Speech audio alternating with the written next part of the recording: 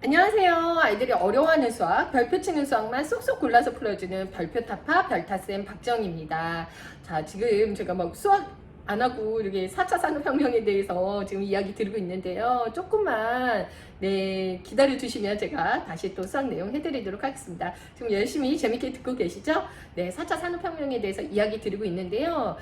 지난 시간에 지난 시간부터 인성과 자질에 대한 이야기 하고 있어요. 인성과 자질 너무 중요하다고 말씀을 드렸는데요. 인성과 자질 중에 지난 시간에 얘기한 거 뭐였죠? 창의성, 일관된 도전 정신, 그릿에 대해서 말씀드렸고요. 그 다음에 하나는 주도성에 대해서 말씀드렸어요. 그럼 오늘은요, 적응력에 대해서 말씀드리려고 해요.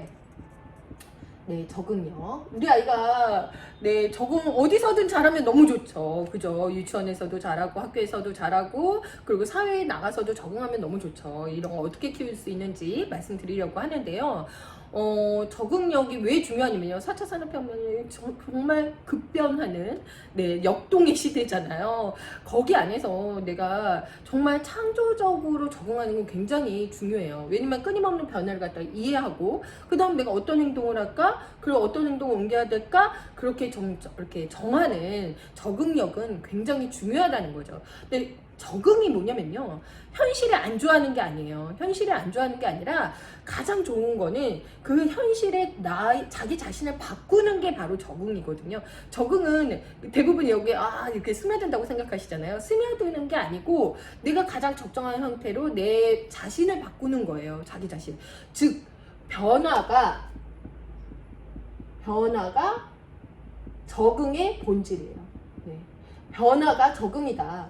그러면 자기 자신을 막 이렇게 잘 스스로 변할 수 있는 사람이 적응을 잘하는 거거든요. 여기 가면은 예를 들어서 막 노래방에서 노는 데 가면요. 노래도 잘하고 공부하는 데 가면 공부도 열심히 하고 도서관에서는 이렇게 좀 자기 자신을 확 바꿀 수 있는 사람이 사실은 적응력이 굉장히 좋은 사람이다. 그러면 이 변화를 잘하는 자기 자신을 잘 변화하는 적응력 있는 사람은 어떻게 만드느냐는 거예요. 적응을 잘하고 자기 자신을 잘 변화한다는 거는 자기 자신을 잘 안다는 거예요. 그리고 자기 자신을 존중하고 자기 자신을 사랑하는 마음이 있어야 내가 변할 수 있거든요. 쉽게 얘기 들어서 막 노래방에서 막 춤추고 창피해요. 창피해서 못하겠어. 이건 아니잖아요. 나는 이렇게 해도 내 자신이 사랑해. 내 자신을 존중해. 이게 사실은 적응력이거든요. 적응력이고 변화를 잘하는 거. 즉 그거를 뭐라고 그러냐. 자기 자신을 존중하고 사랑하는 능력을 자존감이라고 부릅니다. 그래서 자존감이 높은 아이들이 적응을 굉장히 잘해요. 자존감이 높으면 뭐든지 잘하겠지만 적응을 잘하고 적응을 잘하는 애들이 뭐든지 잘 수행해 나간다는 거죠. 그럼 자존감이 높은 아이로 만들려면 어떻게 만들어야 되냐? 어머님들이 자존감이 높은 거 좋은 건 뭐 너무나 잘 아실 거예요. 그죠? 근데 제가 비결도 알려드리도록 하겠습니다. 그러면 자존감은요, 두 가지로 나눌 수 있어요. 뭐 여러 가지로 이렇게 학자들마다 틀리거든요. 근데 저는 일단 이걸 이렇게 한번 나눠볼게요. 자기 효능감이랑 그리고 자기 존중감으로 나눌 수 있습니다. 존중감. 그죠? 자기 효능감이랑 자기 존중감으로 자존감을 나눌 수 있는데요. 자기 효능감이 뭐냐면 나는 여기에서 효과와 능력이 있어. 즉 나는 할 수 있다. 라는 거를 간단히 말씀드린 거예요. 더 길게 얘기할 수 있는데 난 할 수 있다. 난 뭐든지 할 수 있어. 막 이런 식으로 생각하는 게 사실 자기 효능감이거든요. 그런데 뭐든지는 조금 어려운 말이고요. 내가 이러한 부분에서 효과를 나타낼 수 있어 라고 해주셔야 원래는 더 정확한 말인데 일단 제가 심플하게 나는 할 수 있다 라는 말로 표현을 할게요. 그러면 이런 거는 나는 할 수 있는 자기 효능감은 어떻게 생겨야 될까요? 이거는요. 작은 성공 경험들이 모아져야 돼요. 작은 성공. 지난번에 실패를 하라면서요. 그죠? 실패를 거듭해서 성공을 하는 게 바로 효능감이 더 생겨요. 그냥 너무 쉬운 일을 줘서 이거 성공해서 와 잘했다 이래서 생기는 게 아니라 실패를 거듭해서 다시 이겨낸 회복 탄력성으로 다시 일어난 친구들이 자기 효능감이 굉장히 높다는 거죠.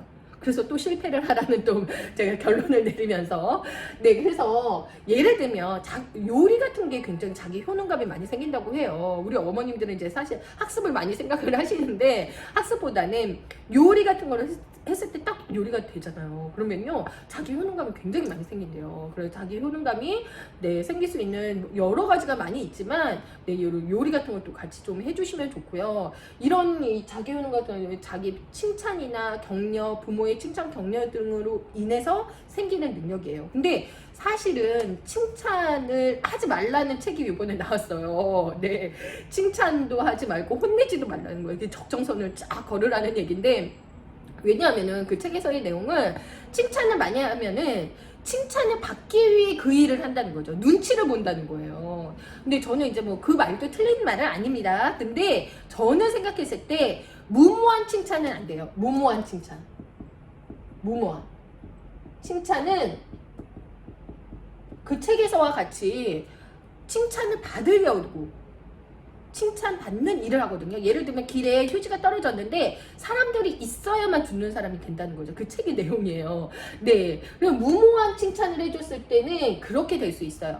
그랬는데 저는 구체적인 칭찬을 하면 그렇게 되지 않는다고 생각해요. 구체적인 칭찬. 무모한 칭찬은 어떤 거냐면 우리 아들 최고! 오늘도 너무 잘했어! 막 이런 거 있잖아요. 뭐가 최고일까요? 예, 막 이런 거 있잖아요. 우리 애들 너무 멋있어. 이런 거. 네, 이런 거가 아니라 칭찬을 하면 와, 오늘 신발 정리를 잘했는데 이거는 큰 칭찬이에요. 구체적인 칭찬. 어제는 엄마가 봤을 때 신발 정리를 하고 나서 신발장 넣었을 때 신발들이 삐뚤어져 있었거든. 그래도 잘한 거지만 오늘은 신발이 굉장히 가지런하게 정리돼 있어. 와, 정말 잘했다 라고 얘기해 주시는 거예요. 구체적으로 칭찬을 해 주신다는 거죠. 이런 구체적인 칭찬을 하되 이런 것들을 해야지 자기 효능감, 난 이런 거에서 효과를 나타낼 수 있고 나는 이런 것들을 잘할 수 있어 라는 자기 효능감이 생긴다는 거예요. 네, 그리고 요리를 하더라도 야, 정말 맛있어 막 이게 아니라 야, 이거 짭조름한 맛이 간이 제대로인데 너무 맛있어. 이런 식으로 조금 구체적으로 되게 이거 칼질 위험했는데도 너가 안전하게 잘해서 엄마는 너무 멋있어. 이런 식으로 자기 효능감을 나타낼 수 있게 구체적인 칭찬을 해주셔야 된다는 거예요. 네, 그래서 자기 효능감 말씀드렸고요. 자기 존중감은 뭐냐면요. 나는 소중해. 나는 소중한 사람이야 라고 얘기하는 거예요. 네, 나는 소중한 사람이야. 네, 나는 소중한 사람이야 라고 생각하는 게 자기 존중감이에요. 나 소중한다, 나 이렇게 마음 느껴지게 해주시나요? 네, 그건 사실은 많이 표현을 해주셔야 되는 것 같아요. 엄마는 너가 정말 소중해. 엄마는 정말 너의 의견을 존중해. 그러려면은 사실 아이의 의견도 굉장히 많이 들어주셔야 된다는 거죠. 근데 가장 좋은 게 뭐냐면요. 아이한테 선택권을 많이 주셔야 된대요. 선택권을 많이 주시면 나는 소중한 사람이야. 나의 의견은 존중되고 있어. 나는 존중감이 생긴대요. 네. 나의 의견은 존중받아. 어떤 걸 선택권을 주기가 사실은 굉장히 어려워요. 그죠? 엄마가 요리 밥을 하더라도 막 이거 솔직히 화이트 스파게티, 토마토 스파게티 이렇게 할 수도 없고 이미 나는 준비는 다 돼 있고 그죠? 근데 아침밥에 해주시면 되게 좋대요. 그러면 아침부터 나는 존중받는다는 생각을 많이 든다고 하거든요. 그래서 유대인이나 일본이나 외국 유럽 같은 데서도 가장 많이 하는 게 아침에 너 시리얼 먹을래? 아니면은 토스트 먹을래? 이런 식으로 두 개를 물어본다고 그래요. 저희 같은 경우는 누룽지 먹을래? 김에 싸 먹을래? 이런 거 있잖아요. 이런 식으로 조금 아이의 아침을 선택하게 해주시면 좋아요. 그래서 그러면은 자기가 존중받는다는 생각을 되게 많이 하더라고요. 그래서 아침 식사를 선택을 하나 해주기도 어렵긴 하죠. 그죠?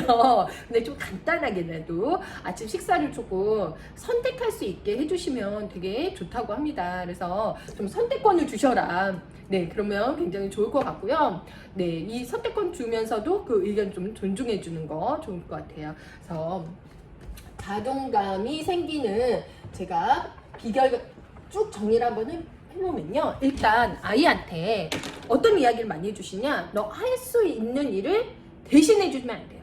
자존감이 생기는 거. 대신해주지 않고 아이가 할 수 있는 일은 스스로 하게끔, 아 일로 와봐 엄마가 해줄게 이렇게 해주시면 안 되고, 그리고 경험할 수 있게끔. 그러면 어떻게 돼요? 실패할 수 있잖아요, 처음 하는 거는. 그러면 실패해도 괜찮아. 그런데 실패를 하지 않도록 옆에서 약간 코칭은 해주시면 좋다는 거죠. 못하는 일을 해주는 게 아니라 못하는 일을 잘 할 수 있게 방법을 같이 찾아주시는 거 굉장히 중요하다는 거예요. 못하는 일을 같이 방법을 찾아주시고, 그렇게 해서 했는데도 실패했을 때는 굉장히 용기와 힘을 주셔야 된다는 거예요. 실패해도 괜찮아. 실패도 배우면 성공이야. 그럼 너 어떤 걸 배웠니? 라고 물어봐 주시면 돼요. 너 어떤 걸 배웠니? 요번에 이렇게 해보니까 다음에는 이렇게 하면 안 될 거예요. 안 될 것 같아요.